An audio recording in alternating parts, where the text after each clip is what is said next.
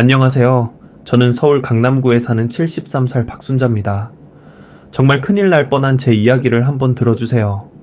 여러분도 자식 키우시면서 한 번쯤은 느끼셨을 거예요. 내 자식만큼은 정말 좋은 사람 만나서 행복하게 살았으면 좋겠다는 그 마음을요. 저도 그랬습니다. 하나뿐인 아들 준호를 위해서라면 뭐든 할 수 있었죠. 그런데 그 마음이 오히려 화근이 될 줄은 꿈에도 몰랐습니다. 2019년 봄이었습니다. 벚꽃이 한창 피던 4월의 어느 토요일 오후, 준호가 저희 집에 왔습니다. 35살이 되도록 연애 한 번 제대로 안 하던 아들이 뭔가 할 말이 있다면서 찾아왔으니 저는 혹시나 하는 기대감에 부풀어 있었죠. 엄마, 소개시켜 드릴 사람이 있어요. 아들의 입에서 나온 그 한마디에 저는 가슴이 뛰기 시작했습니다. 드디어 우리 아들도 좋은 사람을 만났구나 싶었죠. 남편도 진료를 일찍 끝내고 집에 와 있었습니다. 피부과를 운영하는 남편은 토요일에는 오전 진료만 하거든요. 초인종이 울렸습니다.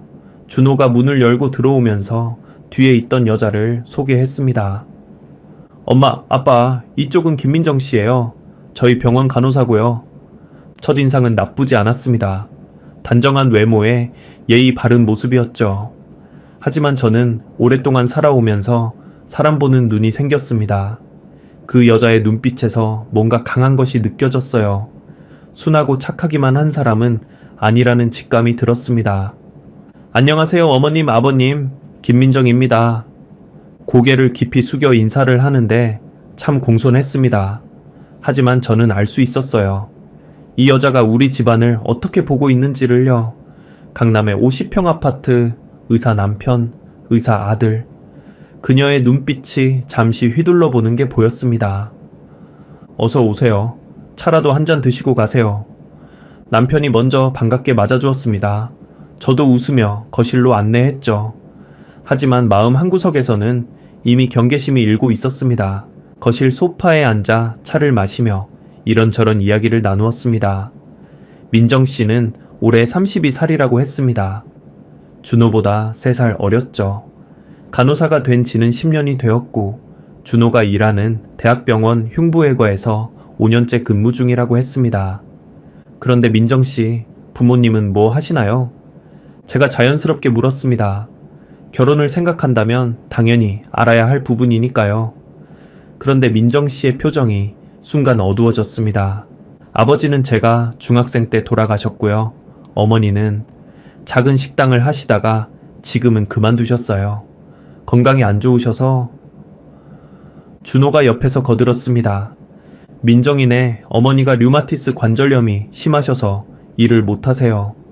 민정이가 생활비랑 병원비를 다 대드리고 있어요. 저는 속으로 한숨이 나왔습니다. 집안 형편이 어렵다는 건 충분히 이해할 수 있지만 결혼이라는 건 현실이니까요. 우리 아들이 처가의 생계까지 책임져야 한다는 게 마음에 걸렸습니다. 그럼 형제자매는? 남동생이 하나 있는데 아직 대학생이에요. 장학금 받으며 다니고 있어요. 대학생 동생까지. 이건 정말 부담이 클 것 같았습니다. 저는 남편과 눈빛을 교환했습니다. 남편도 제 마음을 읽은 것 같았어요. 그날 저녁은 다 같이 외식을 했습니다. 준호가 좋아하는 한정식 집에 갔는데 민정 씨는 처음 와보는 곳인지 어색해 했습니다. 비싼 음식점에 익숙하지 않은 게 역력했죠. 이런 데는 처음이에요. 너무 고급스러워서 긴장되네요. 솔직한 모습이 나쁘지는 않았지만 저는 계속 마음이 불편했습니다. 우리 아들과 이 여자가 정말 잘 맞을까? 집안 환경이 너무 다른데 괜찮을까? 식사를 마치고 집으로 돌아오는 차 안에서 준호가 말했습니다. 엄마, 아빠, 저 민정이랑 결혼하고 싶어요. 역시나 하는 생각이 들었습니다. 하지만 저는 침착하게 대답했죠. 준호야, 결혼은 신중하게 생각해야 해. 서로를 더 알아가는 시간이 필요하지 않을까? 엄마, 우리 사귄 지 벌써 2년이에요. 충분히 알아요. 2년이나 사귀었다니. 저는 정말 놀랐습니다. 그동안 아무 말도 없다가 갑자기 결혼 이야기를 꺼내다니요. 왜 이제야 말하는 거니?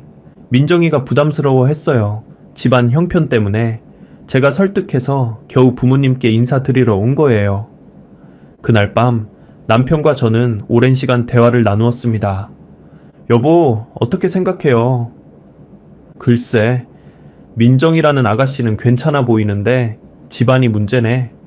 준호가 처가 식구들까지 다 책임져야 한다면 그게 제 걱정이에요. 우리가 어렵게 준호 의사 만들었는데 이제 막 자리 잡으려는 시기에 부담이 너무 클 것 같아요. 하지만 준호가 좋아하는데 어떡하겠어. 무작정 반대할 수도 없고. 남편 말도 맞았습니다. 하지만 저는 어머니로서 아들의 미래가 걱정되었어요. 특히 민정 씨의 그 강한 눈빛이 계속 마음에 걸렸습니다. 일주일 후 준호가 또 집에 왔습니다. 이번에는 혼자였죠. 엄마, 민정이 어때요? 준호야, 엄마가 솔직히 말할게. 민정 씨는 좋은 사람 같아. 하지만 결혼은 현실이야. 네가 민정 씨 어머니 병원비며 동생 학비며 다 책임질 수 있겠니? 엄마, 사랑하면 그런 것쯤은 감당할 수 있어요. 그런 것쯤이라니? 준호야, 네가 아직 세상을 몰라서 그래. 돈 문제가 얼마나 무서운지. 엄마는 민정이가 가난해서 싫은 거죠? 준호의 말에 저는 가슴이 찔렸습니다. 하지만 부정할 수 없었어요. 네, 저는 가난한 집안의 며느리가 싫었습니다. 그게 속물적으로 보일지 몰라도 저는 제 아들이 고생하는 게 싫었어요. 그래, 솔직히 말하면 그래. 엄마는 네가 좀 더 좋은 집안의 여자를 만났으면 좋겠어. 서로 도움이 될 수 있는 그런 사람 말이야. 엄마, 어떻게 그런 말을 해요? 준호가 화를 냈습니다. 우리 아들이 저한테 화를 낸 건 처음이었어요. 너 지금 엄마한테 소리 지르는 거니? 민정이는 정말 좋은 사람이에요. 가난한 게 죄예요? 민정이가 얼마나 열심히 사는지 엄마는 몰라요. 열심히 사는 건 알아. 하지만 그것만으로는 부족해. 결혼은 두 집안의 결합이야. 엄마는 왜 이렇게 구식이에요? 요즘이 어떤 시대인데? 준호는 그날 화가 난 채로 집을 나갔습니다. 저는 마음이 아팠지만 어쩔 수 없었어요. 아들을 위한 일이니까요. 그 후로도 저는 계속 반대했습니다. 준호가 민정 씨를 데리고 올 때마다 저는 차갑게 대했죠. 대놓고 무시하지는 않았지만 환영하지 않는다는 걸 분명히 표현했습니다. 민정 씨, 우리 준호가 많이 힘들죠? 밤샘 수술도 많고. 네, 그래도 일을 좋아하시니까 보기 좋아요. 그런데 민정 씨는 결혼하면 일을 계속할 생각인가요? 네, 당연히 계속해야죠. 어머니 병원비도 있고. 아, 그렇구나. 우리 준호가 평생 처가 뒷바라지를 해야 하는구나. 제 말에 민정 씨의 얼굴이 붉어졌습니다. 준호도 당황한 표정이었죠. 엄마, 무슨 말을 그렇게 해요? 사실을 말한 것 뿐이야. 민정 씨도 현실을 직시해야지. 그날도 분위기는 싸늘했습니다. 민정 씨는 일찍 자리에서 일어났고 준호는 저를 원망하는 눈빛으로 쳐다봤죠. 또 한 번은 민정 씨의 어머니를 만나자고 했을 때였습니다. 저는 단호하게 거절했어요. 기초수급자라고 들었어. 그런 분을 만나서 뭘 어떻게 하겠다는 거니? 엄마, 어떻게 그런 말을? 준호야, 엄마가 너무한 것 같지? 하지만 이게 현실이야. 네가 그 집안과 엮이면 평생 고생이야. 민정 씨 어머니를 기초수급자라고 표현한 건 제가 너무했다는 걸 알아요. 하지만 그때는 정말 준호를 설득하고 싶은 마음뿐이었습니다. 어느 날 민정 씨가 혼자 저를 찾아왔습니다. 준호는 수술이 있어서 병원에 있을 때였죠. 어머니, 잠시 이야기 좀 나눴으면 해서 왔어요. 어서 와요. 차라도 한잔 할까요? 거실에 앉은 민정 씨의 표정은 단호했습니다. 처음 만났을 때 그 강한 눈빛이 더 선명해진 것 같았어요. 어머니, 제가 준호 씨와 헤어지면 좋겠죠? 솔직히 말씀해 주세요. 어머니는 제가 가난해서 싫으신 거잖아요. 민정 씨가 나쁜 사람은 아니지만 우리 준호와는 맞지 않는 것 같아요. 맞지 않는 게 아니라 제 집안이 마음에 안 드시는 거죠. 병든 어머니, 아직 대학생인 동생. 이런 짐을 준호 씨가 떠안는 게 싫으신 거잖아요. 민정 씨의 직설적인 말에 저는 잠시 말문이 막혔습니다. 하지만 이내 정신을 차렸죠. 그래요, 맞아요. 내 아들이 왜 그런 짐을 져야 하죠. 민정 씨도 준호를 사랑한다면 준호의 미래를 생각해야 하지 않을까요? 짐이라고요? 제 가족이 짐이라고요? 민정 씨의 목소리가 떨렸습니다. 눈에는 눈물이 고였죠. 어머니, 저도 선택할 수 있었다면 가난한 집에 태어나고 싶지 않았어요. 하지만 이게 제 현실이에요. 그래도 저는 당당하게 살아왔어요. 열심히 공부해서 간호사가 됐고 가족을 부양하고 있어요. 그게 그렇게 부끄러운 일인가요? 부끄러운 게 아니라 현실적인 문제를 말하는 거예요. 현실이요? 어머니가 말씀하시는 현실은 그저 돈 아닌가요? 준호 씨와 저는 서로 사랑해요. 그것보다 중요한 게 있나요? 사랑? 사랑으로 밥 먹고 살 수 있나요? 결혼하면 현실의 벽에 부딪힐 텐데. 민정 씨는 한참 동안 저를 바라봤습니다. 그 눈빛에는 서러움과 분노가 섞여 있었어요. 알겠어요, 어머니. 어머니가 그렇게 반대하신다면 시간을 좀 더 가져보죠. 하지만 전 준호 씨를 포기하지 않을 거예요. 민정 씨가 일어서면서 마지막으로 한마디 했습니다. 어머니, 언젠가는 후회하실 거예요. 사람을 돈으로만 판단한 것을요. 그 말이 왜 그렇게 가슴에 박혔는지 모르겠어요. 민정 씨가 나간 후 저는 한동안 멍하니 앉아 있었습니다. 그런데 이상한 일이 일어났습니다. 제가 그렇게 반대했는데도 민정 씨는 포기하지 않았어요. 오히려 더 자주 저희 집에 왔죠. 그것도 준호 없이 혼자요. 어머니, 제가 만든 밑반찬이에요. 드셔보시고 입맛에 맞으시면 자주 해드릴게요. 어머니, 병원에서 건강검진 프로그램이 있는데 예약해드릴까요? 어머니, 제가 어깨 마사지 잘해요. 한번 해드릴게요. 처음에는 무시했습니다. 하지만 민정 씨는 포기하지 않았어요. 퇴근 후에도 쉬는 날에도 꾸준히 저희 집에 들렀죠. 민정 씨, 왜 이러는 거예요? 내가 그렇게 반대하는데. 어머니가 저를 오해하고 계신 것 같아서요. 저는 준호 씨 집안의 돈을 보고 만나는 게 아니에요. 정말로 준호 씨를 사랑해요. 그리고 어머니도 시간이 지나면 절 인정해 주실 거라고 믿어요. 민정 씨의 진심 어린 모습에 저도 조금씩 마음이 움직이기 시작했습니다. 특히 남편은 민정 씨를 무척 좋아했어요. 여보, 민정이가 참 좋은 애 같아. 이렇게 정성껏 대하는데 너무 냉정하게 굴지 마. 그래도 집안이 뭐가 중요해? 민정이 인물도 좋고 성격도 좋고 준호를 진심으로 좋아하는 게 보이잖아. 어느 날은 민정 씨가 저희 집 대청소를 도와줬습니다. 혼자서 묵묵히 구석구석 청소하는 모습을 보니 마음이 좀 이상했어요. 정말 계산적인 사람이라면 이렇게까지 할까 싶었죠. 민정 씨, 이제 그만해도 돼요. 힘들잖아요. 아니에요, 어머니. 저 이런 거 잘해요. 집에서도 제가 다 하거든요. 그때 민정 씨의 손을 봤습니다. 젊은 나이에 거칠어진 손.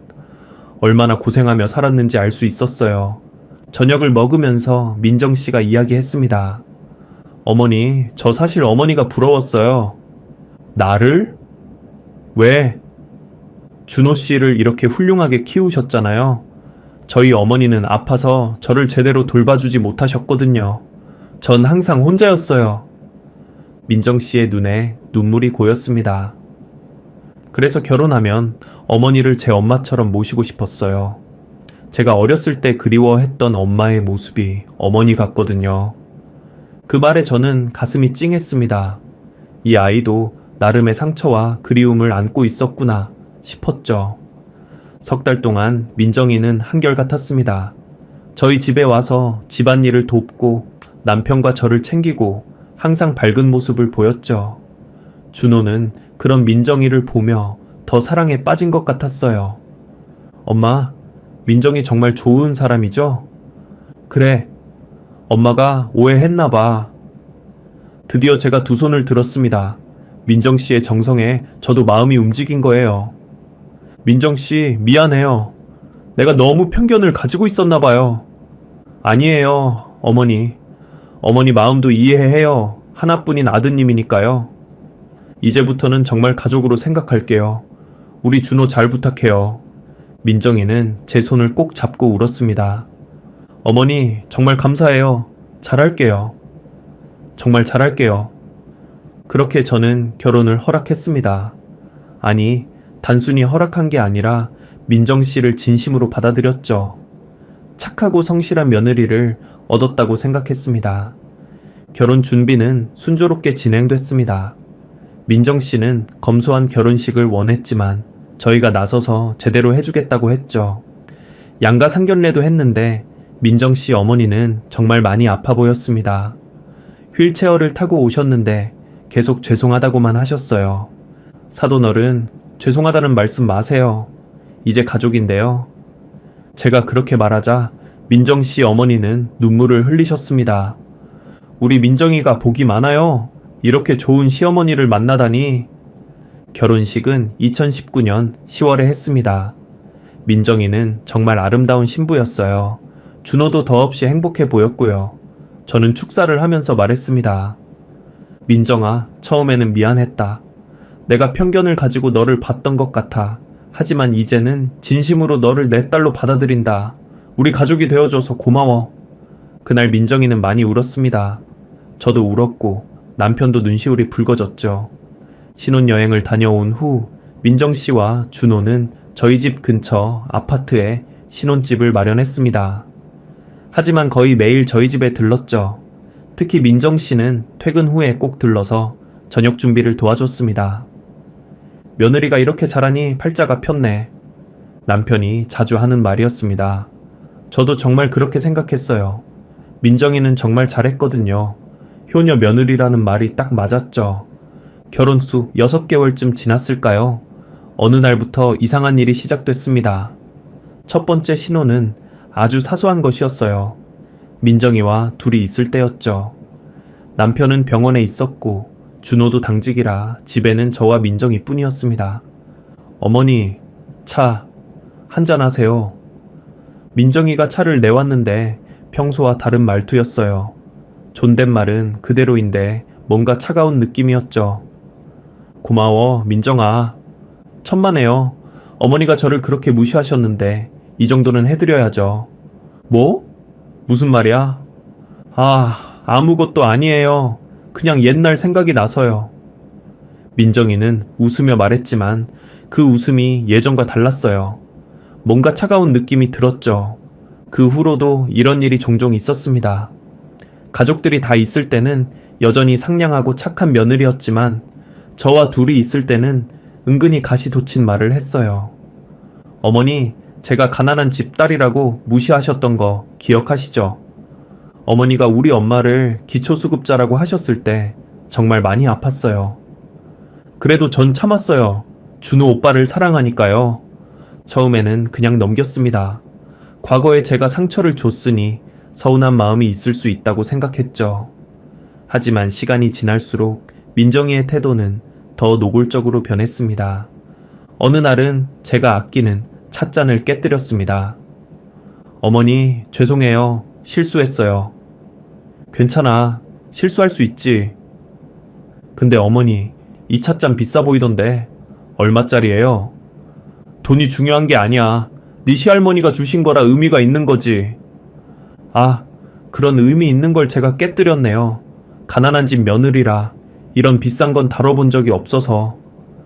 민정이는 미안한 표정을 지었지만 눈은 웃고 있지 않았어요. 또 한 번은 저녁을 먹다가 이런 일이 있었습니다. 온 가족이 모인 자리였죠. 어머니, 제가 어머니께 서운한 게 하나 있어요. 뭔데? 어머니가 처음에 저희 엄마 욕하셨잖아요. 기초수급자라고. 갑자기 그런 말이 나와서 다들 놀랐습니다. 남편이 먼저 말했죠. 민정아, 그게 언제 일인데? 지금 그런 얘기를... 아버님, 저는 아직도 그 말이 상처예요. 우리 엄마가 아프신 게 죄인가요? 준호도 당황했습니다. 민정아, 엄마가 그때 미안하다고 했잖아. 말로만 미안하다고 하면 다예요? 마음의 상처는 쉽게 아물지 않아요. 민정이는 눈물까지 흘렸습니다. 남편과 준호는 저를 나무라는 눈빛으로 봤죠. 그래, 내가 잘못했어. 정말 미안해.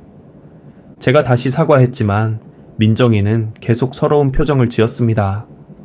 어머니는 처음부터 절 인정하지 않으셨어요. 가난하다고, 집안이 별로라고. 결국 그날 저녁은 민정이의 눈물로 끝났습니다.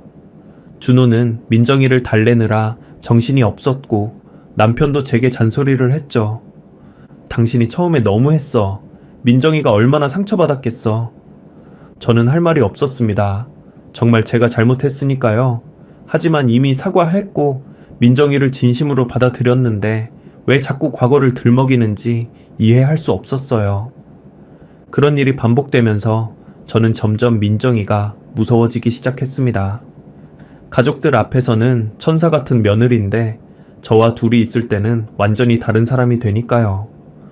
어머니, 제가 준호 오빠한테 말하면 어떻게 될까요? 무슨 말?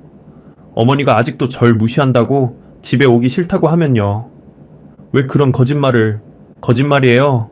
어머니가 저한테 어떻게 대하는지 오빠가 알면 뭐라고 할까요? 민정이의 협박이 시작된 거였어요. 저는 아들을 잃을까봐 무서웠습니다. 준호는 민정이를 무조건 믿었으니까요. 민정아, 내가 뭘 잘못했니? 말해봐, 고칠게. 어머니가 처음에 저를 무시한 게 잘못이죠. 그 죄는 평생 갚으셔야 해요. 그때 깨달았습니다. 민정이는 제가 결혼을 반대했던 것에 대한 복수를 하고 있다는 걸요. 민정이의 괴롭힘은 갈수록 심해졌습니다. 하지만 너무나 교묘해서 다른 사람들은 전혀 눈치채지 못했죠. 예를 들어 이런 식이었어요. 가족 모임이 있는 날, 민정이는 일부러 제가 싫어하는 음식을 준비해 왔습니다. 어머니, 특별히 어머니를 위해 준비했어요. 어머, 민정이가 정성껏 준비했네. 남편이 감탄했죠.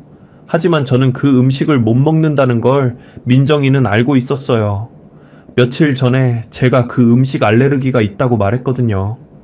어머니, 왜 안 드세요? 제가 정성껏 만들었는데. 아, 그게 나 이거 알레르기가. 어머, 정말요? 몰랐어요. 어머니가 저를 생각해서 억지로라도 드시는 줄 알았는데. 민정이는 놀란 표정을 지었지만 저는 알 수 있었어요. 일부러 그랬다는 걸. 또 한 번은 제 옷에 일부러 김치 국물을 쏟았습니다. 어머니, 죄송해요. 제가 실수를. 어머, 민정아, 괜찮아. 실수할 수 있지. 남편이 말했죠. 하지만 저는 봤어요. 민정이가 일부러 팔을 휘둘렀다는 걸. 정말 죄송해요. 제가 세탁비 드릴게요. 아니야, 됐어. 그래도 어머니가 아끼시는 옷인데 비싸 보이던데요. 민정이는 미안한 표정을 지었지만 입꼬리는 살짝 올라가 있었어요. 가장 힘들었던 건 준호 앞에서의 연기였습니다. 민정이는 준호가 있을 때면 더욱 살갑게 굴었어요. 어머니, 오늘 피곤하세요. 제가 마사지 해드릴게요. 여보, 민정이 좀 봐. 얼마나 효녀야. 준호가 흐뭇하게 웃었죠. 하지만 마사지를 하면서 민정이는 일부러 아픈 곳을 세게 눌렀어요. 제가 인상을 찌푸리면 더 세게 누르면서 속삭였죠. 어머니, 아프세요? 그럼 준호 오빠한테 어머니가 제 마사지 싫어한다고 말할까요? 저는 아무 말도 할 수 없었습니다. 준호가 보는 앞에서 억지로 웃어야 했죠. 아니야, 시원해. 고마워. 어머니는 정말 착하세요. 처음에 저를 그렇게 미워하셨는데 이제는 이렇게 잘해주시고. 민정이의 이중적인 모습에 저는 점점 지쳐갔습니다. 하지만 아무에게도 말할 수 없었어요. 누가 믿어주겠어요. 모든 사람들 눈에는 민정이가 완벽한 며느리로 보였으니까요. 어느 날 저는 용기를 내서 준호에게 넌지시 말해봤습니다. 준호야, 민정이가 가끔 나한테 서운한 게 많은 것 같더라. 왜요? 민정이가 뭐라고 했어요? 그게 아니라 가끔 말투가 좀 차갑달까. 엄마, 민정이가 얼마나 힘든지 알아요? 병원에서 일하고 집에 와서 엄마 아빠 챙기고 자기 엄마 병원비도 대고. 그런데 엄마가 그런 식으로 말하면 민정이가 얼마나 서운하겠어요. 준호는 오히려 저를 나무랐습니다. 엄마가 처음에 민정이를 반대해서 아직도 상처가 있는 거예요. 엄마가 더 잘해줘야죠. 그래, 내가 더 잘해야겠지. 준호와의 대화는 아무 소용이 없었습니다. 아들은 완전히 민정이 편이었으니까요. 남편에게도 조심스럽게 말해봤지만 반응은 비슷했습니다. 여보, 민정이가 가끔 이상한 말을 해. 무슨 말? 과거에 내가 반대했던 걸 자꾸 들먹이면서 당신이 그때 너무했잖아. 민정이 입장에서는 아직도 서운할 수 있지. 시간이 지나면 괜찮아질 거야. 아무도 제 편이 되어주지 않았습니다. 모두가 민정이는 완벽한 며느리고 제가 예민한 거라고 생각했죠. 시간이 지날수록 민정이의 괴롭힘은 더욱 대담해졌습니다. 이제는 물리적인 괴롭힘까지 시작했어요. 어느 날 집에 저와 민정이만 있을 때였습니다.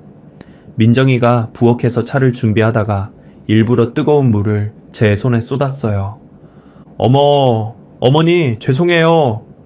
아, 뜨거워. 정말 죄송해요. 제가 실수를... 어서 찬물에 담그세요. 민정이는 걱정스러운 표정을 지었지만 저는 봤습니다. 일부러 그랬다는 걸. 괜찮아. 실수할 수 있지. 어머니는 정말 너무 착하세요. 저 같으면 막 화냈을 텐데. 아, 맞다. 어머니도 처음에는 저한테 막 화내셨죠? 가난하다고. 또 시작이었습니다. 저는 한숨을 쉬며 손을 찬물에 담갔어요.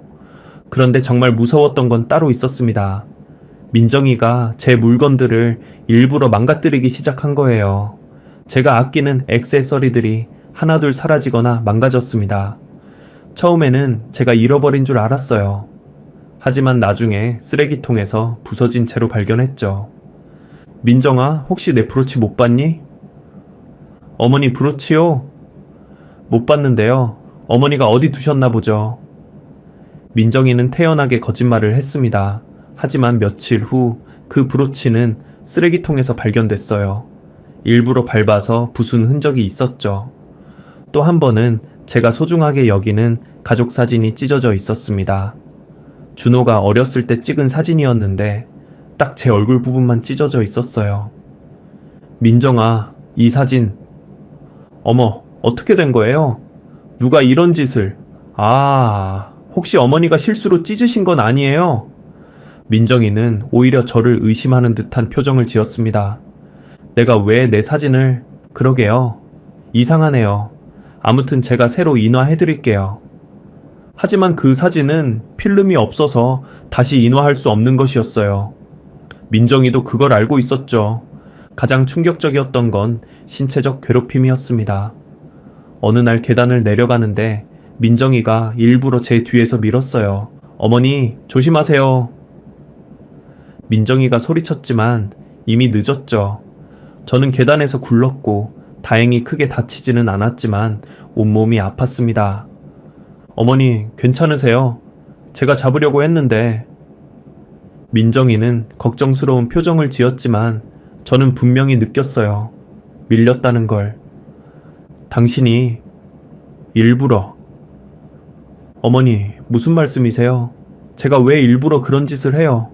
어머니가 발을 헛디뎌서 넘어지신 거예요?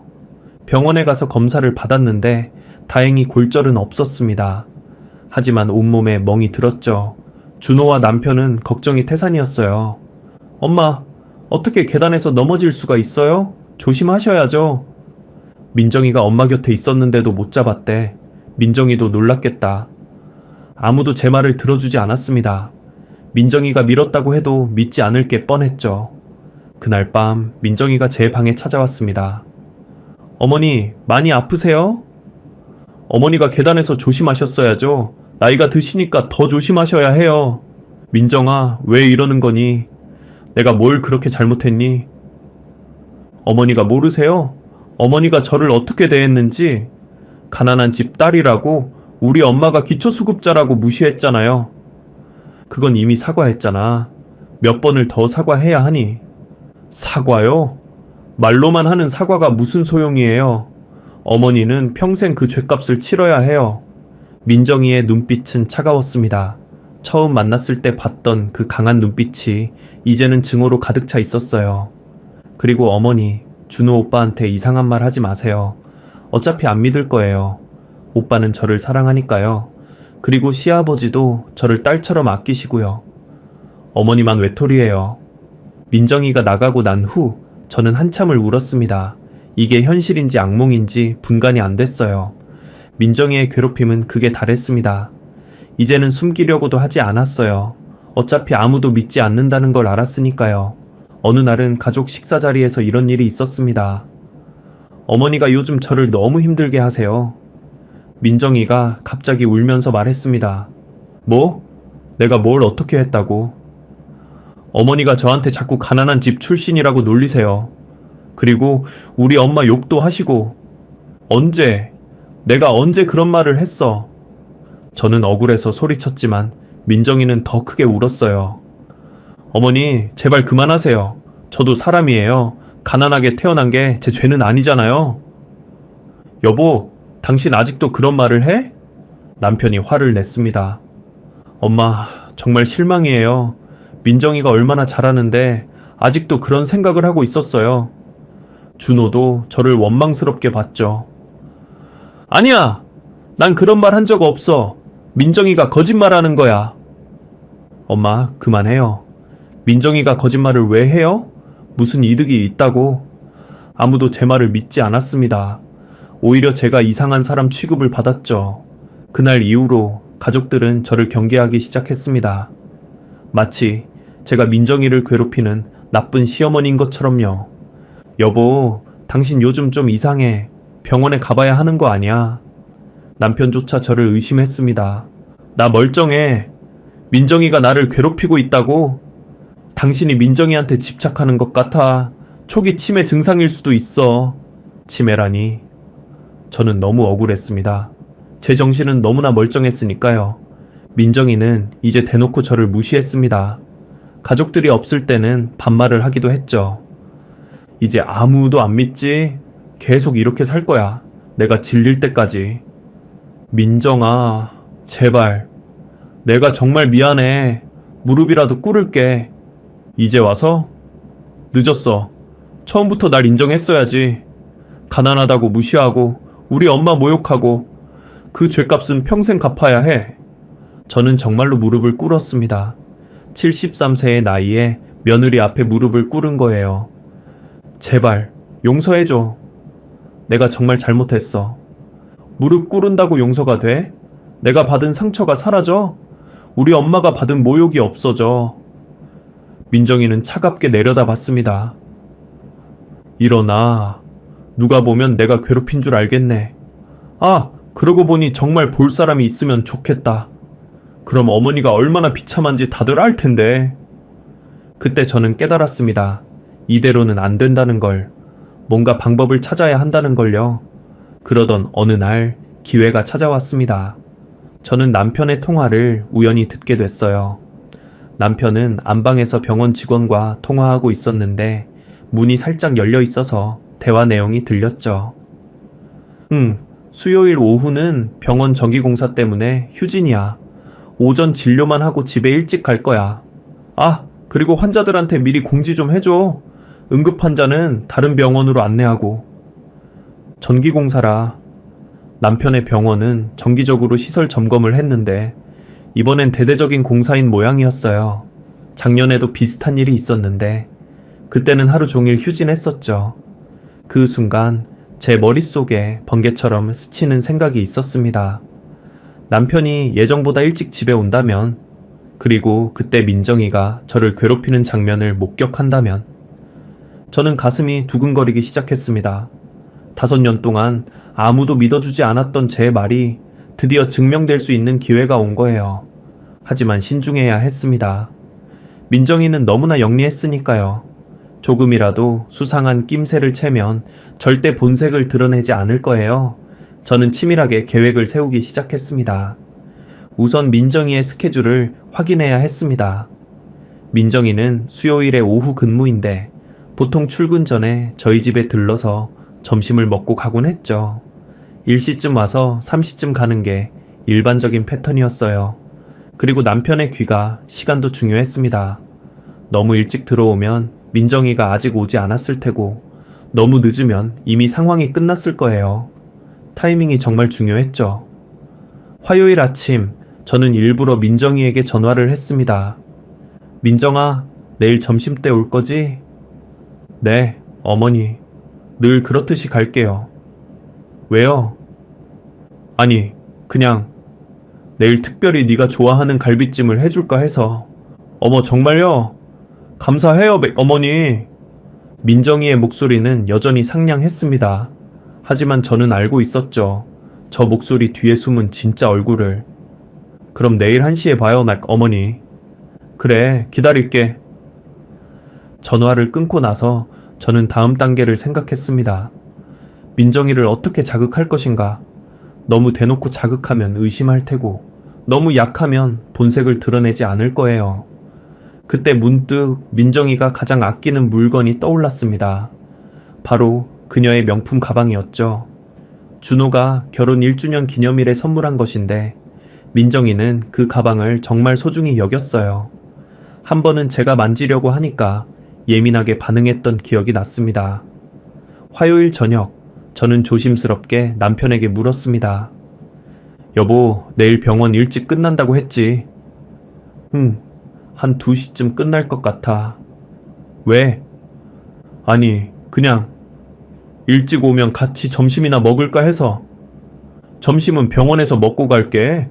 오전 진료가 12시 반에 끝나니까 거기서 먹고 오는 게 나을 것 같아. 피곤해서 집에 와서 좀 쉬려고. 이시라. 완벽한 시간이었습니다. 민정이가 1시에 와서 1시간 정도 있다가 본색을 드러낼 때쯤이면 딱 맞을 거예요. 그래요. 푹 쉬어요. 당신 혼자 있기 심심하지? 괜찮아요. 민정이가 점심때 잠깐 들른다고 했어요. 그래? 민정이 참 좋은 며느리야. 바쁜데도 자주 들러서 당신 챙기고. 남편의 말에 저는 쓴웃음을 지었습니다. 네, 겉으로는 정말 좋은 며느리죠. 하지만 내일이면 그 가면이 벗겨질 거예요. 그날 밤 저는 잠을 거의 못 잤습니다. 내일이면 5년간의 고통이 끝날 수도 있다는 생각에 긴장되면서도 설렜어요. 하지만 한편으로는 불안했습니다. 만약 실패한다면, 민정이가 눈치채고 연기를 한다면. 수요일 아침 저는 평소보다 일찍 일어났습니다. 오늘이 제 인생을 바꿀 날이 될 거라는 예감이 들었어요. 아침을 준비하면서 남편에게 다시 한번 확인했습니다. 여보, 오늘 2시쯤 온다고 했지? 응? 왜 자꾸 물어? 뭐 특별한 일이라도 있어? 아니, 그냥 혼자 있으니까 심심해서. 남편은 제 머리를 쓰다듬으며 말했습니다. 요즘 당신이 많이 힘든 것 같아. 내가 일찍 와서 같이 있어줄게. 남편의 따뜻한 말에 잠시 마음이 약해졌습니다. 정말 좋은 남편이에요. 그런데 왜 제 말은 안 믿어줬을까요? 아마도 민정이의 연기가 너무 완벽했기 때문이겠죠. 고마워요. 그런데 당신 갈비찜 한다고 했지. 재료는 다 있어? 어제 다 사놨어요. 민정이 좋아하겠네. 참, 민정이 어머니는 요즘 어떠셔? 글쎄요. 민정이가 별말 없는 걸 보면 그럭저럭 지내시나 봐요. 사실 민정이는 시어머니 병원비 이야기를 자주 했습니다. 물론 남편이나 준호 앞에서만요. 저한테는 그런 이야기를 전혀 하지 않았죠. 오히려 저를 괴롭힐 때는 어머니 같은 부자는 이런 고민 없으시죠? 라며 비꼬곤 했습니다. 남편이 출근하고 나서 저는 갈비찜을 준비하기 시작했습니다. 사실 요리에는 별 관심이 없었어요. 오늘의 진짜 목적은 다른 데 있었으니까요. 11시쯤 저는 거실을 정리하면서 작전을 다시 한번 점검했습니다. 커피를 미리 타서 테이블에 놓고 민정이가 평소에 가방을 두는 자리를 확인했죠. 모든 준비가 끝났습니다. 12시 30분, 저는 일부러 편한 옷으로 갈아입었습니다. 너무 꾸민 것처럼 보이면 민정이가 의심할 수도 있으니까요. 평소와 똑같이 행동해야 했습니다. 12시 50분, 예상대로 초인종이 울렸습니다. 저는 심호흡을 한번 하고 문을 열었어요. 어머니, 왔어요. 왔구나. 들어와. 민정이는 여전히 단정한 모습이었습니다. 병원 유니폼을 입고 있었는데 머리는 깔끔하게 묶어 올렸더군요. 겉모습만 보면은 정말 성실한 간호사였죠. 어머니, 갈비찜 냄새가 나는데요. 정말 해주신 거예요? 그럼 네가 좋아한다고 해서 아침부터 준비했지. 어머니, 최고. 제가 설거지는 다 할게요. 민정이는 신발을 벗고 들어오면서 가방을 거실 소파에 놓았습니다. 늘 그 자리였죠. 바로 제가 커피를 놓은 테이블 옆이었어요. 어머니, 제가 상 차릴게요. 아니야, 거의 다 차려놨어. 너는 손 씻고 와. 민정이가 화장실로 간 사이 저는 시계를 확인했습니다. 12시 55분. 아직 시간이 충분했어요. 식사를 하면서 민정이는 여전히 상냥했습니다. 어머니, 정말 맛있어요. 어떻게 이렇게 맛있게 하세요? 네가 맛있게 먹으니 내가 더 기쁘네. 아버님도 좋아하시겠어요. 아, 맞다. 아버님은 오늘 늦으세요? 응, 오늘은 병원 일이 있어서 좀 늦는데. 저는 일부러 거짓말을 했습니다. 민정이가 방심하게 하려고요. 그럼 오늘은 어머니랑 둘이 오붓하게 있네요. 민정이의 말투가 살짝 바뀌는 게 느껴졌습니다. 시아버지가 아마 이제 없다는 걸 확인하자 긴장이 풀린 것 같았어요. 식사를 마치고 민정이가 설거지를 하는 동안 저는 거실로 나와 커피잔을 다시 한번 확인했습니다. 아직 따뜻했어요. 어머니, 다 했어요. 차 한잔 하실래요? 민정이가 부엌에서 나오면서 물었습니다. 아니, 커피 마실래? 여기 미리 타놨어. 저는 커피잔을 들고 소파에 앉았습니다. 민정이도 차를 가지고 와서 맞은편에 앉았죠. 그녀의 가방은 바로 옆에 있었습니다. 어머니, 요즘 건강은 어떠세요? 그냥 그래. 나이 들어가니까 여기저기 아프지. 병원 가보셔야 하는 거 아니에요. 평소 같으면 걱정스러운 말투였겠지만 지금은 달랐어요. 은근히 비꼬는 느낌이 들었죠. 괜찮아. 아직은 버틸만해. 그래도 나이 드신 분들은 갑자기 쓰러질 수도 있잖아요. 특히 정신적으로 스트레스를 많이 받으면. 역시 시작이었습니다. 겉으로는 걱정하는 척하면서 은근히 협박하는 거죠. 저는 시계를 슬쩍 봤습니다. 1시 20분. 이제 슬슬 시작해야 할 때였어요. 민정아, 그런데 말이야. 네? 네가 처음 우리 집에 왔을 때 기억나. 민정이의 표정이 순간 굳었습니다. 네, 기억나죠. 내가 그때 너무했지. 집안 이야기 하면서. 어머니, 왜 갑자기 그 이야기를... 그냥 요즘 그 생각이 자주 나서 내가 정말 미안해. 저는 일부러 반성하는 표정을 지었습니다. 민정이를 방심시키기 위해서요. 어머니, 괜찮아요. 다 지난 일인데요. 정말? 정말 괜찮아? 그럼요. 전 다 잊었어요. 거짓말. 민정이의 눈은 전혀 다른 말을 하고 있었어요. 저는 커피잔을 들었다가 일부러 손을 떨었습니다. 어머니, 조심하세요. 민정이가 놀라서 일어서려는 순간 저는 재빨리 팔을 휘둘렀습니다. 커피잔이 넘어지면서 커피가 민정이의 가방에 쏟아졌죠. 어머! 계획대로였습니다. 민정이의 얼굴이 순간적으로 일그러졌어요. 어머! 미안! 실수했네?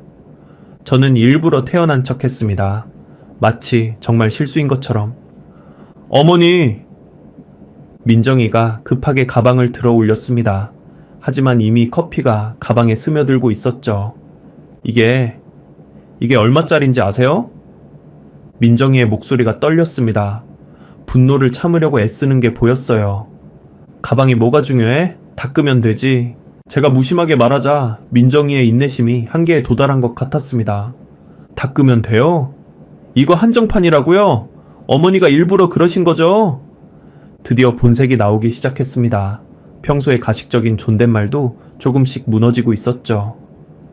일부러? 내가 왜 일부러 그런 짓을 해? 모르시겠어요. 어머니는 항상 제 물건에 손대셨잖아요. 제가 아끼는 것들을.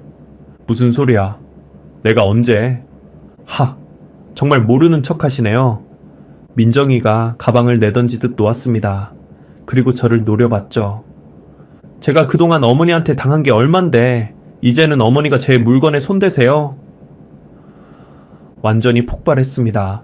저는 속으로 쾌재를 불렀지만 겉으로는 놀란 표정을 지었어요. 민정아, 진정해. 내가 새로 사줄게. 새로 사준다고요? 어머니가 뭘 한다고? 이게 그냥 가방인 줄 아세요?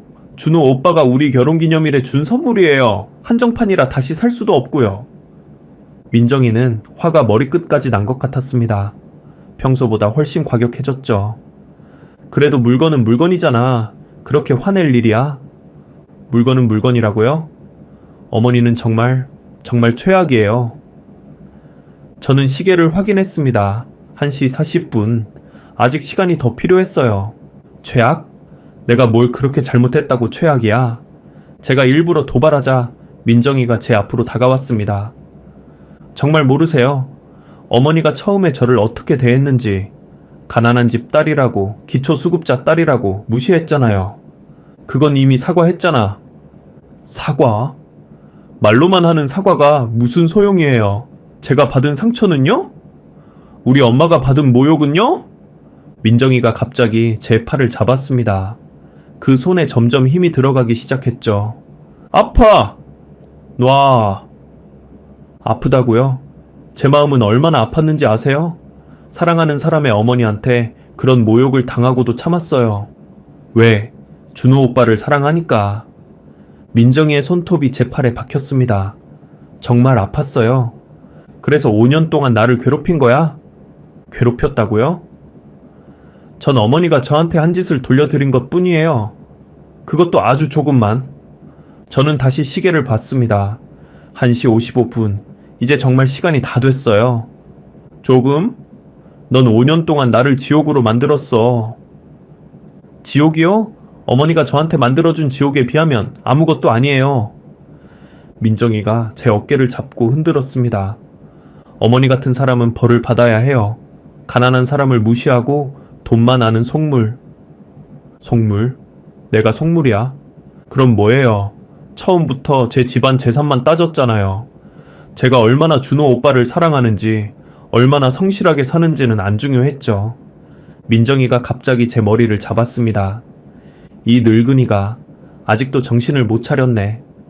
순간 저도 참을 수 없어서 민정이의 머리를 잡았습니다. 우리는 서로의 머리를 잡고 실랑이를 시작했죠. 당신이 진짜 나쁜 사람이야. 가식적이고 이중적인. 나쁜 사람? 어머니야말로 나쁜 사람이죠. 돈과 집안만 보는 속물. 그런 사람이 무슨 자격으로 저를 판단해요? 우리의 싸움은 점점 격해졌습니다. 민정이는 완전히 이성을 잃은 것 같았어요. 자격? 내가 이 집안의 어른이야. 넌 그저 며느리일 뿐이고. 며느리? 맞아요. 저는 며느리예요. 어머니가 그렇게 무시했던 가난한 집딸이 이제 어머니의 며느리가 됐죠. 민정이가 저를 소파 쪽으로 밀었습니다.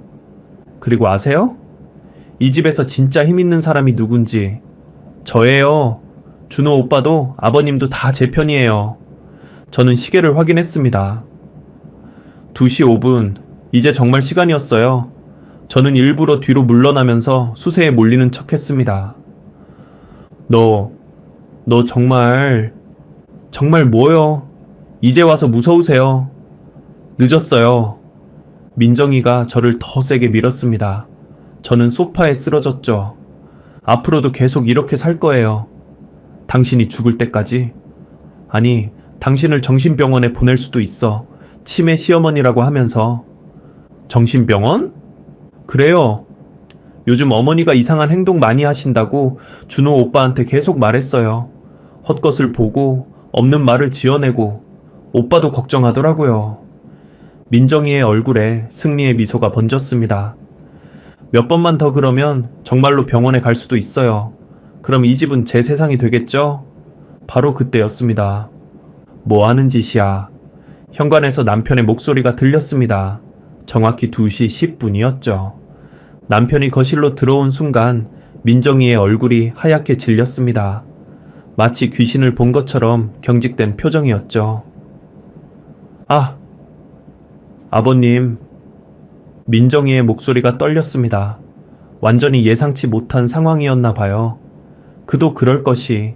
남편은 원래 저녁 늦게 올 예정이었으니까요. 지금 뭐라고 했어? 정신병원? 치매? 남편의 얼굴이 불그락푸르락 했습니다. 저는 75년을 함께 살면서 남편이 이렇게 화난 모습을 본 적이 없었어요. 평소 온화하고 자상한 사람이었거든요. 하지만 지금은 완전히 다른 사람 같았습니다. 아버님, 오해예요. 어머니가 먼저... 닥쳐. 남편의 호통에 민정이가 움찔했습니다. 저도 놀랐어요. 남편이 이렇게 큰 소리를 낸 건 정말 처음이었거든요. 내가 다 봤어. 네가 어머니 머리채를 잡고 있었잖아. 그리고 방금 뭐라고 했지? 정신병원에 보내겠다고? 치매라고? 민정이는 황급히 제 머리에서 손을 놨습니다. 그리고는 순식간에 태도를 바꿨죠. 정말 변신의 귀재였어요. 아버님, 정말 오해예요. 어머니가 제 가방에 일부러 커피를 쏟으셔서 저도 모르게 화가 났어요. 죄송해요. 민정이가 눈물을 글썽이며 말했습니다. 순식간에 가해자에서 피해자로 변신한 거죠. 그래서 가방에 커피 쏟았다고 시어머니 머리채를 잡아? 정신병원에 보내겠다고 협박해? 남편이 천천히 민정이에게 다가갔습니다. 그 모습이 너무 위압적이어서 민정이가 뒤로 물러났어요. 아버님, 제가 순간 이성을 잃었어요. 그 가방이 준호 오빠가 결혼기념일에 준 선물이라서 너무 소중해서. 소중한 가방이 시어머니보다 중요해? 아니, 그게 아니라...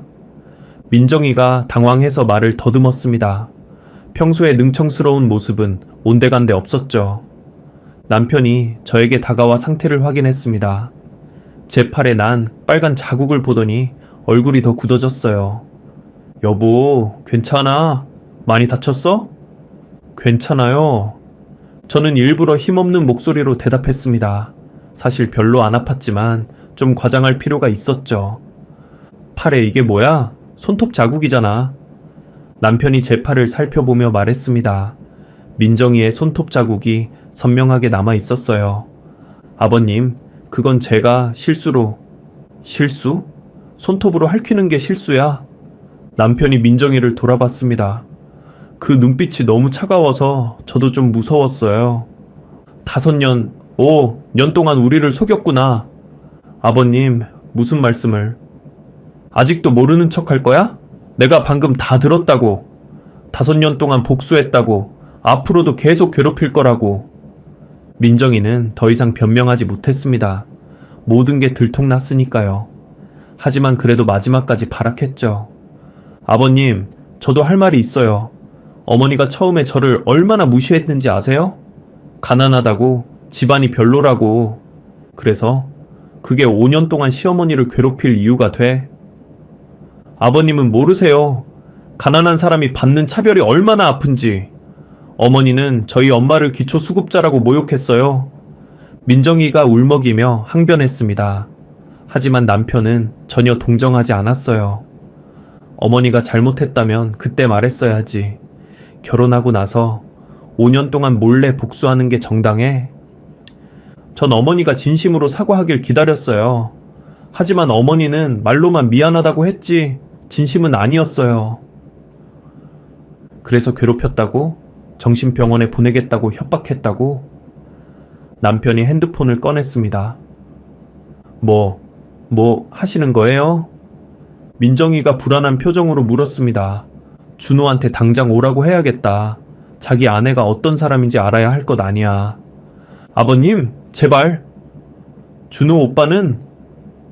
민정이가 남편의 팔을 잡으려 했지만 남편은 차갑게 뿌리쳤습니다. 건들지 마. 넌 이제 우리 가족이 아니야. 그 말에 민정이가 주저앉았습니다. 다리에 힘이 풀린 것 같았어요. 아버님, 제발 한 번만 용서해 주세요. 다시는 안 그럴게요. 용서? 5년 동안 계획적으로 시어머니를 괴롭힌 사람을 어떻게 용서해? 남편이 준호에게 전화를 걸었습니다. 준호야, 아빠다. 지금 당장 집에 와. 응, 수술 중이든 뭐든 당장 와. 엄마가 다쳤어. 전화를 끊고 남편이 말했습니다. 30분 안에 온다고 했어. 그때까지 여기 있어. 도망가면 더 큰일 날 줄 알아. 민정이는 망연자실한 표정으로 소파에 앉아 있었습니다. 완전히 게임이 끝난 걸 안 것 같았어요. 20분쯤 지났을까요? 민정이가 다시 애원하기 시작했습니다. 어머니, 제발 용서해 주세요. 제가 잘못했어요. 정말 미쳤었나 봐요. 이제 와서. 어머니도 저 이해하시잖아요. 어머니가 처음에 저를 그렇게 대하셨을 때 전 정말 죽고 싶었어요. 사랑하는 사람의 어머니한테 인정받지 못한다는 게. 민정이가 울면서 말했습니다. 진짜 눈물인지 연기인지는 모르겠지만요. 그래도 5년은 너무하지 않니? 내가 얼마나 힘들었는지 알아. 죄송해요. 정말 죄송해요. 처음엔 그냥 서운한 마음을 표현하고 싶었는데 시간이 지날수록 제가 통제가 안 됐어요. 복수가 습관이 되어버렸어요. 민정이의 고백이 계속됐습니다. 매일 밤 후회했어요. 이러면 안 되는데 내일은 잘해야지 하면서도 어머니를 보면 또 그때 생각이 나서 그때 내가 한 말이 그렇게 상처가 컸니? 네, 정말 컸어요. 어머니는 모르실 거예요. 가난 때문에 무시당하는 게 얼마나 아픈지. 남편이 끼어들었습니다. 그래도 이건 아니지. 차라리 그때 우리 집에 오지 말았어야지. 결혼해서 5년 동안 복수하는 게 말이 돼? 저도 알아요. 제가 미쳤어요. 하지만 준호 오빠를 정말 사랑했어요. 그건 진심이에요. 바로 그때 현관문이 벌컥 열렸습니다. 준호가 헐레벌떡 뛰어들어왔어요. 수술복을 입은 채였는데 얼마나 급했는지 수술 모자도 쓰고 있었습니다. 엄마, 괜찮아요? 어디 다쳤어요? 준호가 제게 달려왔습니다. 정말 걱정스러운 표정이었죠. 괜찮아. 크게 다친 건 아니야. 아빠가 엄마가 다쳤다고 해서. 무슨 일이에요? 준호가 주변을 둘러보다가 민정이를 발견했습니다. 민정이는 고개를 숙이고 있었죠. 민정아? 너 왜 여기? 준호야, 앉아. 아빠가 설명해 줄게. 남편이 차분하게 상황을 설명하기 시작했습니다. 자신이 목격한 장면부터 시작해서 민정이가 한 말들까지 자세히 이야기했죠. 준호의 얼굴이 점점 창백해졌습니다. 믿을 수 없다는 표정이었어요. 그럴 리가. 민정이가 그럴 리가 없어요. 내가 직접 봤어. 네 엄마를 때리고 있었고 정신병원에 보내겠다고 협박했다고. 민정아, 이게 사실이야. 준호가 민정이를 봤습니다. 민정이는 고개를 들어 준호를 바라봤죠. 눈에는 눈물이 가득했습니다. 오빠, 대답해. 사실이야? 오빠, 나 정말 사실이냐고. 준호가 소리쳤습니다. 처음 보는 모습이었어요. 평소 온순한 우리 아들이 이렇게 화낼 줄은. 민정이가 작은 목소리로 대답했습니다. 네, 사실이에요. 그 순간 준호의 눈에서도 눈물이 흘렀습니다. 왜? 왜 그랬어? 우리 엄마가 뭘 그렇게 잘못했다고. 오빠는 몰라요. 처음에 어머니가 나를 어떻게 대했는지. 가난하다고, 집안이 별로라고. 그게 5년 동안 엄마를 괴롭힐 이유가 돼? 준호의 목소리가 떨렸습니다. 배신감과 분노, 슬픔이 뒤섞인 목소리였죠. 오빠, 나는 오빠를 정말 사랑해. 그건 거짓이 아니야. 사랑? 사랑하는 사람의 어머니를 5년 동안 괴롭히는 게 사랑이야? 준호가 비틀거리며 소파에 앉았습니다. 충격이 너무 큰 것 같았어요. 엄마. 준호가 저를 봤습니다. 그 눈빛에는 죄책감이 가득했죠. 엄마, 정말 미안해요. 엄마가 그동안 얼마나 힘들었을까. 나는 바보같이 민정이 편만 들고. 괜찮아. 너도 속은 거니까. 아니에요. 엄마가 여러 번 신호를 보냈는데 나는 무시했어요. 엄마가 민정이 때문에 힘들다고 했을 때도 오히려 엄마를 나무랐죠. 준호가 제 손을 잡았습니다. 정말 죄송해요. 아들 자격이 없어요. 준호야, 그런 말 하지 마. 민정이가 그만큼 연기를 잘했던 거야. 그때 민정이가 일어났습니다. 오빠, 정말 미안해. 하지만 난 오빠를 사랑해. 그건 변하지 않아. 그만해. 준호가 고개를 돌렸습니다. 민정이를 보기도 싫은 것 같았어요. 오빠, 제발 한 번만 용서해줘. 다시는 안 그럴게. 용서?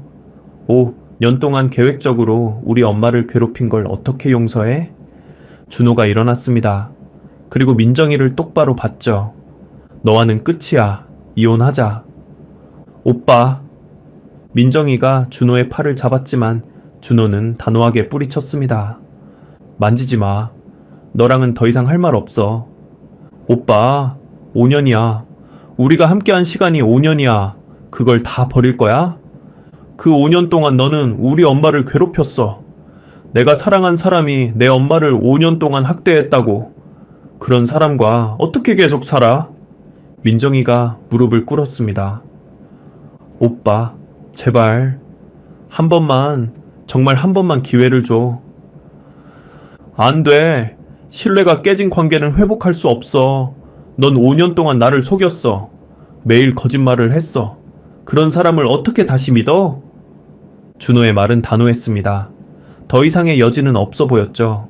남편이 말했습니다. 오늘 당장 짐 싸서 나가. 이혼 서류는 변호사를 통해 보낼 테니 사인해서 보내. 아버님, 더 이상 아버님이라고 부르지 마. 넌 이제 남이야. 민정이는 더 이상 아무 말도 하지 못했습니다.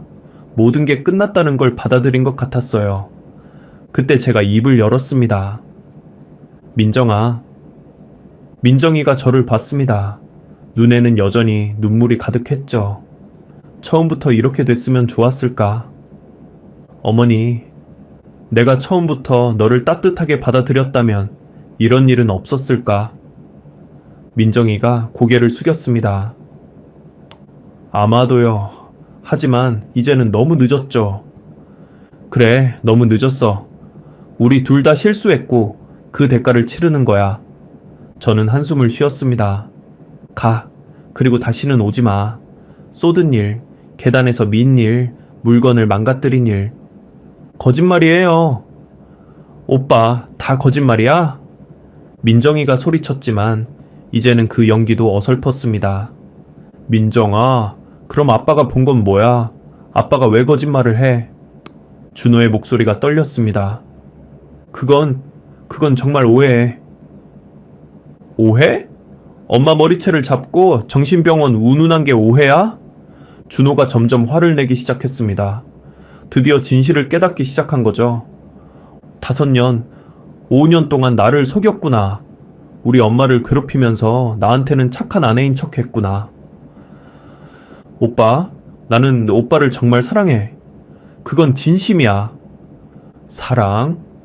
사랑하는 사람의 어머니를 그렇게 괴롭히는 게 사랑이야? 민정이는 더 이상 변명하지 못했습니다. 모든 게 드러났으니까요. 민정이가 떠난 것은 그날 밤이었습니다. 짐을 싸는 동안 우리 세 사람은 거실에서 묵묵히 기다렸죠. 아무도 말이 없었어요. 각자 생각에 잠겨 있었습니다. 1시간쯤 지났을까요? 민정이가 큰 가방 2개를 들고 나왔습니다. 얼굴은 퉁퉁 부어 있었고 눈은 충혈되어 있었죠. 다 쌌어요.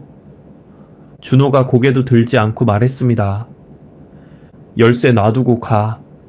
민정이가 주머니에서 열쇠를 꺼내 테이블에 놓았습니다. 그 손이 심하게 떨리고 있었어요. 오빠, 정말 이렇게 끝이야? 준호는 대답하지 않았습니다. 민정이가 저를 봤어요. 어머니, 그동안 죄송했어요. 저도 아무 말 하지 않았습니다. 할 말이 없었어요. 민정이가 현관으로 향했습니다. 문을 열기 전에 한번 뒤돌아봤죠. 준호 오빠, 나 정말 오빠를 사랑했어. 그것만은 믿어줘. 준호가 드디어 고개를 들었습니다. 사랑이 뭔지 알아? 사랑은 상대방의 소중한 사람도 소중히 여기는 거야. 넌 내가 가장 사랑하는 사람을 5년 동안 괴롭혔어. 그게 사랑이야? 민정이는 더 이상 아무 말도 하지 못했습니다. 문을 열고 나가면서 마지막으로 한마디 했죠. 언젠가는 저를 용서해 주세요. 문이 닫히고 집안은 다시 조용해졌습니다. 엄마. 준호가 제 앞에 무릎을 꿇었습니다. 준호야, 왜 이래? 엄마 정말 죄송해요. 제가 너무 바보였어요. 준호가 울기 시작했습니다. 어른이 된 후로 아들이 우는 걸 본 건 처음이었어요. 엄마가 그렇게 힘들어 했는데 저는 민정이 편만 들었어요. 엄마가 뭔가 이상하다고 신호를 보냈는데도 괜찮아. 이제 다 끝났잖아. 괜찮지 않아요. 5년이에요, 5년. 엄마가 5년 동안 고통받았는데 아들이라는 놈이 아무것도 모르고. 남편도 제 옆에 앉았습니다. 여보, 나도 미안해. 당신 말을 믿어줬어야 했는데. 당신도 속은 거예요. 민정이가 워낙 연기를 잘했으니까. 그래도 부부는 서로를 가장 믿어야 하는데 내가 당신보다 며느리를 더 믿었네. 우리 세 사람은 한참 동안 그렇게 있었습니다. 서로를 위로하고 사과하고 눈물을 흘렸죠. 그날 밤 준호는 우리 집에서 잤습니다. 혼자 있기 싫다고 했어요. 어렸을 때처럼 제 옆에 누워서 이런저런 이야기를 했죠. 엄마, 결혼 생활 5년 동안 행복했어요. 글쎄, 너희 둘이 행복해 보여서 나도 좋았지. 저는 행복했어요. 민정이가 좋은 아내인 줄 알았거든요. 그런데 그게 다 거짓이었네요. 모든 게 거짓은 아니었을 거야. 너를 사랑한 건 진심이었을 거고. 엄마는 정말 착해요. 그렇게 괴롭힘을 당하고도 민정이를 이해하려고 하네요. 이해하는 건 아니야. 다만 사람은 복잡하니까. 민정이도 나쁜 사람만은 아니었을 거야. 준호가 한숨을 쉬었습니다. 엄마, 저 다시는 결혼 안 할래요. 왜? 한번 실패했다고 포기하면 안 돼. 믿을 수가 없어요. 5년 동안 속았는데 또 속으면 어떡해요. 시간이 지나면 나아질 거야. 그리고 이번 일로 교훈을 얻었잖아. 다음에는 더 신중하게 사람을 볼 거고. 다음 날부터 이혼 절차가 시작됐습니다. 민정이도 더 이상 버티지 않고 순순히 동의했죠. 위자료도 요구하지 않았어요. 그저 조용히 끝내고 싶어 했습니다. 한 달 후 모든 절차가 끝났습니다. 준호는 다시 저희 집 근처로 이사를 왔어요. 혼자 살기엔 집이 너무 크고 쓸쓸하다면서요. 엄마, 앞으로는 자주 와서 밥 먹어도 돼요? 당연하지. 언제든지 와. 그렇게 우리 가족은 다시 일상으로 돌아갔습니다. 아니, 예전보다 더 가까워졌다고 해야 할까요? 이 사건을 통해 우리는 서로를 더 소중히 여기게 됐으니까요. 어느 날 제가 시장을 보고 있는데 익숙한 뒷모습이 보였습니다. 민정이었어요. 다른 병원 유니폼을 입고 있더군요. 새로운 직장을 구한 모양이었습니다. 잠시 말을 걸까 망설였지만 그냥 지나쳤습니다. 이제 남이니까요. 서로를 위해서라도 만나지 않는 게 좋겠죠. 집에 돌아와서 남편에게 이야기했더니 남편이 이렇게 말했어요. 잘했어. 과거는 과거일 뿐이야. 우리는 앞을 봐야지. 맞는 말이었습니다.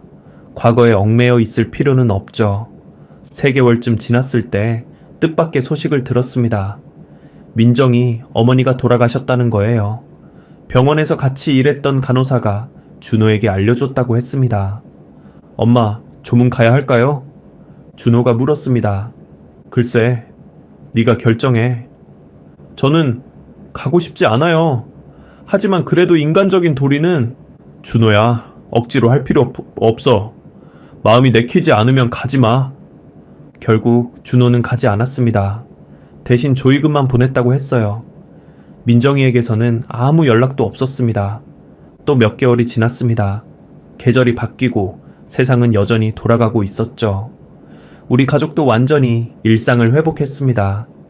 준호는 병원 일에 더욱 집중했고 좋은 성과를 내기 시작했어요. 최연소 과장으로 승진했죠. 남편도 여전히 병원을 운영하며 바쁘게 지냈고요.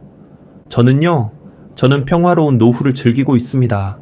아침에 남편과 함께 산책하고, 점심엔 친구들과 만나고, 저녁엔 준호와 함께 식사하고, 소박하지만 행복한 일상이죠. 어느 봄날 준호가 좋은 소식을 가져왔습니다. 엄마, 소개하고 싶은 사람이 있어요. 정말? 누구? 같은 병원 의사예요. 소아과 전문의인데 정말 좋은 사람이에요. 준호의 얼굴이 밝았습니다. 오랜만에 보는 행복한 표정이었죠. 언제 데려올 거니?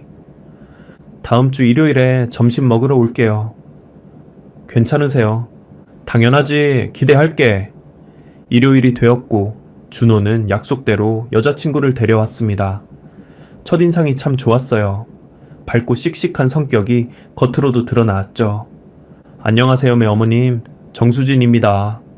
어서 와요. 준호한테 많이 들었어요. 수진 씨는 의사 집안 출신이었습니다. 부모님도 모두 의사였죠. 하지만 저는 더 이상 집안을 따지지 않았어요. 중요한 건 사람 됨됨이니까요. 식사를 하면서 많은 이야기를 나눴습니다. 수진 씨는 정말 괜찮은 사람이었어요. 무엇보다 준호를 진심으로 아끼는 게 느껴졌죠. 어머님, 준호 씨가 어머님 이야기를 정말 많이 해요. 세상에서 어머니를 가장 사랑한다고요. 에이, 쑥스럽게. 정말이에요. 어머니 자랑이 끝이 없어요. 수진 씨와 준호가 나란히 앉아있는 모습을 보니 마음이 따뜻해졌습니다. 이번에는 정말 잘 됐으면 좋겠어요. 그들이 돌아간 후 남편이 말했습니다. 이번엔 좋은 사람 같아. 그러게요. 표정이 맑아요. 당신도 이제 며느리 타령 그만하고 편하게 살아. 무슨 소리예요? 저는 이제 며느리가 와도 간섭 안 할 거예요. 정말? 정말이에요. 이제 깨달았어요. 내가 간섭할수록 일이 꼬인다는 걸. 남편이 웃었습니다. 늦게라도 깨달아서 다행이네. 1년 후 준호와 수진 씨가 결혼했습니다. 이번에는 정말 축복 속에서 치러진 결혼식이었죠. 양가 부모님 모두 기뻐했고 하객들도 모두 축하해줬습니다. 결혼식장에서 수진 씨가 제게 다가왔습니다. 어머님, 저 잘할게요. 정말 잘 모실게요. 부담 갖지 마. 그냥 너희 둘이 행복하면 돼. 어머님이 그렇게 말씀해 주시니 더 잘하고 싶어요. 수진 씨의 눈에는 진심이 담겨 있었습니다. 민정이와는 달랐어요. 가식이 없는 맑은 눈이었죠. 신혼여행을 다녀온 후 수진 씨는 정말 잘했습니다. 하지만 민정이처럼 과하지 않았어요. 자연스럽고 편안했죠. 일주일에 한두 번 집에 와서 같이 식사하고 가끔 쇼핑도 같이 가고 명절에는 온 가족이 모여 웃고 떠들고 평범하지만 행복한 가족의 모습이었습니다. 어느 날 수진 씨가 좋은 소식을 전했습니다. 어머님, 저 임신했어요. 정말? 축하해. 저는 진심으로 기뻤습니다. 드디어 할머니가 되는구나. 아직 초기라서 조심해야 해요. 준호 씨가 너무 호들갑 떨어서 큰일이에요. 준호가 얼마나 기뻐했을까. 병원에서 난리였어요. 동료들한테 다 자랑하고 다녔대요. 우리는 함께 웃었습니다. 정말 행복한 순간이었죠. 10개월 후 건강한 손자가 태어났습니다. 준호를 닮아서 정말 잘생겼더라고요. 엄마, 이름 지어주세요. 내가? 네, 할머니가 지어주는 게 의미 있을 것 같아서요. 저는 한참을 고민하다가 지훈이라고 지었습니다. 지혜롭고 훈훈하게 자라라는 의미였죠. 지훈이가 태어난 후 우리 집은 더욱 활기차졌습니다. 아이의 웃음소리가 집안을 가득 채웠죠. 하루는 지훈이를 안고 있는데 문득 민정이 생각이 났습니다. 여보, 무슨 생각해? 남편이 물었습니다. 그냥 인생이 참 묘하다는 생각. 왜? 5년 전만 해도 우리가 이렇게 행복할 줄 몰랐잖아요. 그러게, 그때는 정말 힘들었지. 하지만 결국 다 잘 됐어요. 준호도 좋은 사람 만났고 손자도 생겼고. 남편이 제 어깨를 감싸 안았습니다. 당신이 잘 견뎌줘서 가능한 일이야. 고마워. 뭘요? 우리 모두가 함께 이겨낸 거죠. 그렇습니다. 우리는 함께 이겨냈어요. 거짓과 배신, 고통과 절망을 모두 이겨내고 지금 여기 있습니다. 민정이와의 5년은 제 인생에서 가장 힘든 시간이었어요. 하지만 그 시간이 있었기에 지금의 행복을 더 소중히 여길 수 있는 것 같습니다. 그리고 깨달았어요. 진짜 복수는 민정이가 한 게 아니라는 걸. 진짜 복수는 제가 한 거예요. 민정이는 거짓과 증오로 우리 가족을 무너뜨리려 했지만 결국 실패했죠. 오히려 우리 가족은 더 단단해졌어요.